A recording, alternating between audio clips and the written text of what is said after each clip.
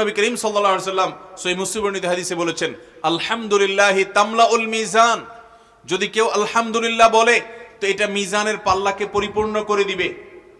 আর যদি কেউ সুবহানাল্লাহি ওয়াল হামদুলিল্লাহ বলে তাহলে সেক্ষেত্রে আল্লাহ রাব্বুল আলামিন তাতে এই পরিমাণ সওয়াব দিবেন যে নবমণ্ডল এবং ভূমণ্ডল এর মধ্যকার জায়গাকে পরিপূর্ণ করে দিবেন।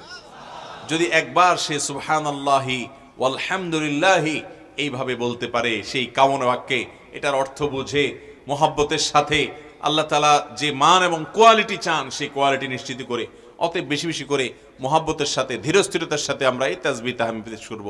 আমরা অনেকে সুবহানাল্লাহ পড়ি, কিন্তু সেটা খুব হুলস্থুল করে পড়ি, সুবহানাল্লাহ সুবহানাল্লাহ সুবহানাল্লাহ, যেটা আল্লাহ তাআলার শানে, আল্লাহ তাআলার শানে যায় না, বরং বেয়াদবি হয় কোনো কোনো ক্ষেত্রে, যে আল্লাহর শানে তার পবিত্রতা জ্ঞাপন করছেন, হুলস্থুল করে তাড়াহুড়া করে করলে সেটা কখনো মানসম্মত হবে না।